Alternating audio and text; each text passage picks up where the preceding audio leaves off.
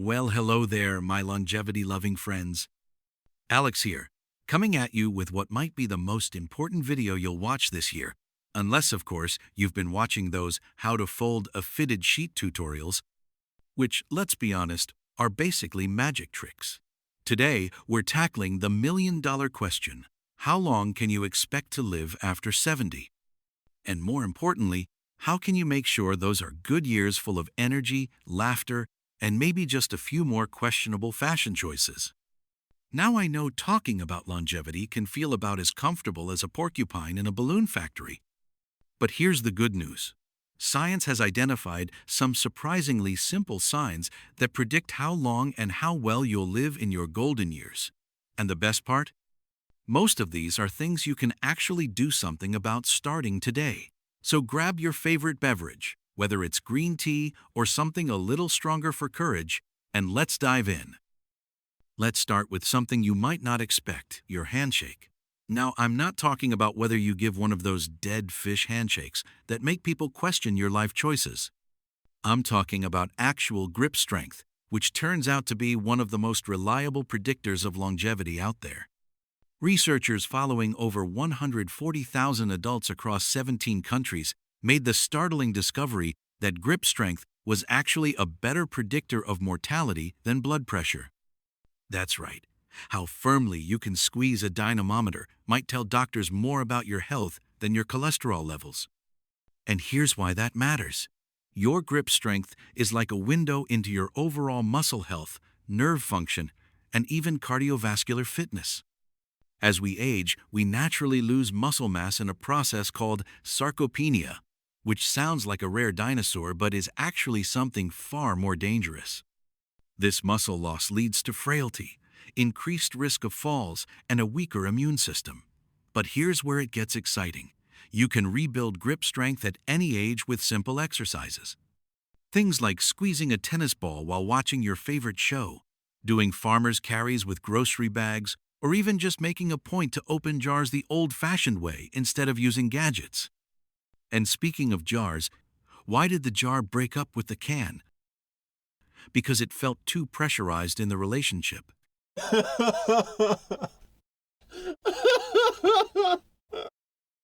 key takeaway here is that small, consistent efforts to maintain your grip strength could mean the difference between needing help with daily tasks and maintaining your independence well into your later years.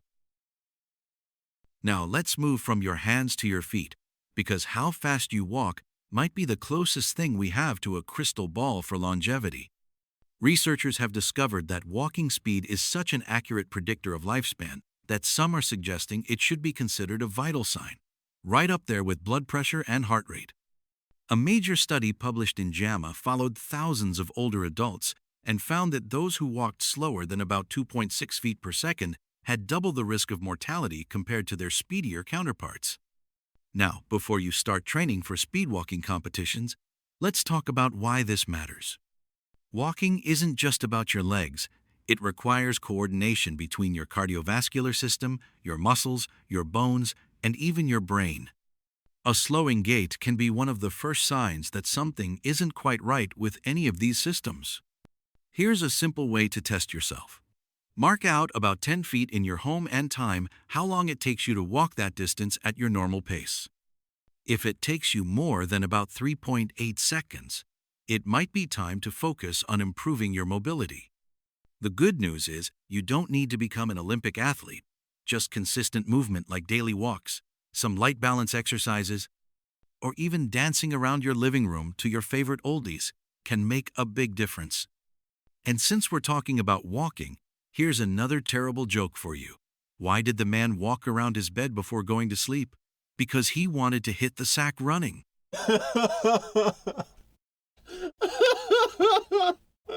The bottom line is this.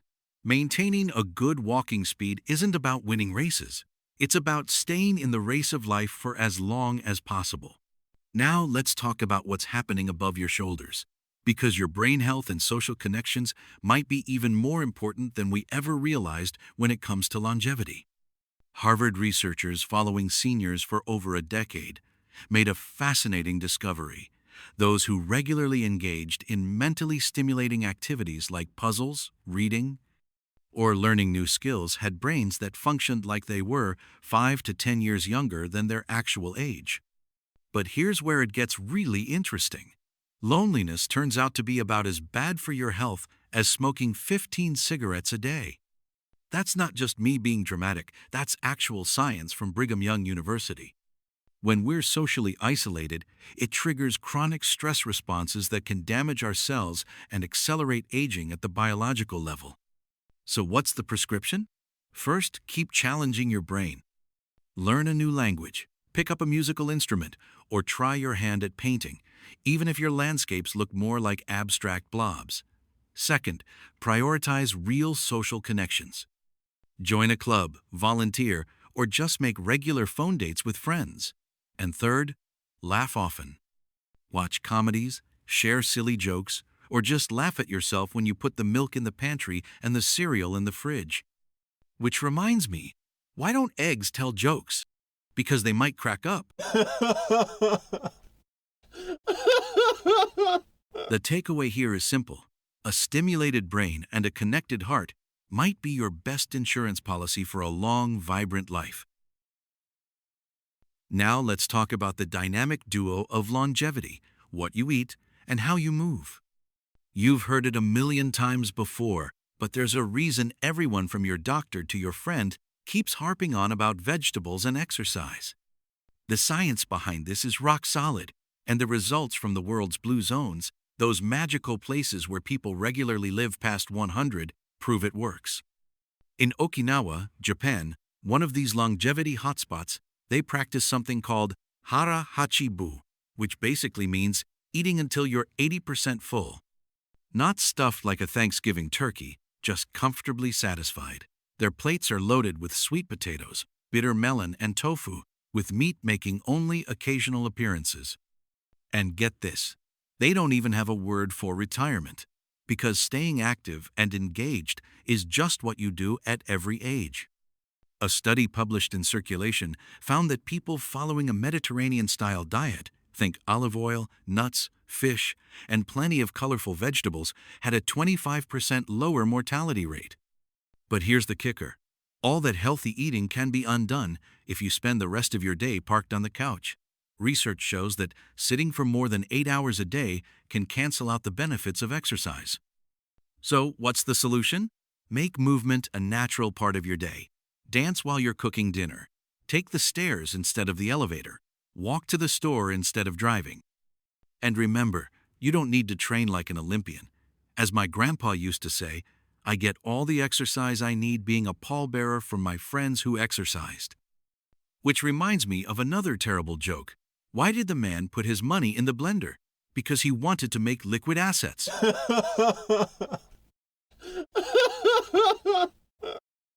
The key takeaway?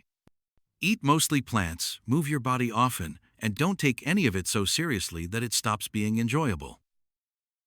Let's talk about something we all love but often don't get enough of, sleep.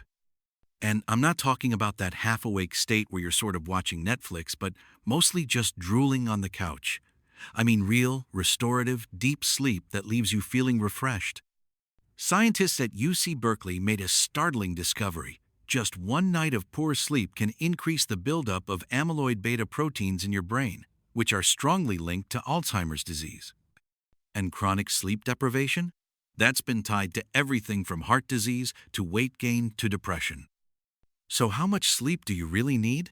The National Sleep Foundation recommends 7 to 9 hours for older adults. But it's not just about quantity, quality matters too. You want to cycle through all the sleep stages, especially that deep, restorative sleep where your body does most of its healing. Here are some simple tips. Keep your bedroom cool and dark. Avoid screens for at least an hour before bed. Yes, that means putting down the phone. Try some gentle stretching or deep breathing if you're having trouble winding down. And if you're one of those people who claims you can get by on 4 hours of sleep, well, let's just say your body disagrees with you. Speaking of sleep, why did the pillow fight start? Because someone threw down the cushion. The bottom line, good sleep isn't a luxury, it's a necessity for a long, healthy life. Now let's tackle one of the biggest silent killers out there, chronic stress. It's not the occasional bad day at work or argument with your spouse that does the damage. It's that constant, grinding stress that never seems to let up. Researchers at Yale studying caregivers found something shocking. The chronic stress of caregiving had aged their cells so much that their telomeres, those protective caps on the ends of your DNA, looked like they belonged to someone 10 years older. That's stress literally accelerating the aging process at a cellular level. But here's the good news. You can fight back.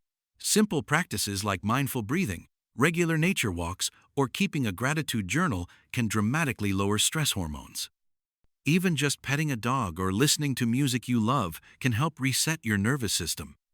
The key is finding what works for you and making it a regular habit. Maybe it's gardening, maybe it's painting, maybe it's screaming into a pillow. Whatever helps you release that tension in a healthy way. And since we're talking about stress, here's a joke to lighten the mood.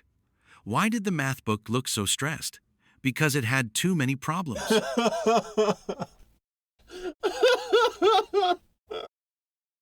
Remember, it's not about eliminating stress completely, that's impossible, but about giving your body regular breaks from it. Finally, let's talk about something that might not be fun but is absolutely crucial. Regular checkups with your doctor. Think of it like taking your car in for maintenance. You wouldn't wait until your engine seizes up to check the oil, right?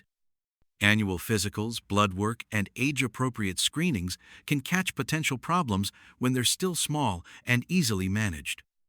Things like high blood pressure or prediabetes often don't have obvious symptoms in the early stages, but can do serious damage over time if left unchecked. And don't forget about vision and hearing tests either. Being able to see clearly and hear properly isn't just about convenience, it's about staying connected to the world around you. Here's one last dad joke before we go. Why did the doctor carry a red pen? In case they needed to draw blood. The takeaway? Prevention is always better than cure, and those routine checkups could add years to your life. So there you have it, 7 scientifically proven signs that predict longevity after 70, delivered with a healthy dose of terrible jokes. Remember, aging isn't about denying the passage of time, but about making the most of the time you've got. Pick 1 or 2 of these areas to focus on this week. Maybe it's adding an extra vegetable to your meals, calling an old friend, or just going to bed 30 minutes earlier. Small changes really do add up over time. Now I want to hear from you. Which of these longevity tips resonated most? Let me know in the comments below. And if you found this helpful, do me a favor and share it with someone you care about. Maybe that friend who still thinks bacon is a health food. This is Alex signing off with one final thought. Growing older is inevitable, but growing old is optional. Now go forth and live vibrantly. And don't forget to laugh, it's good for your telomeres.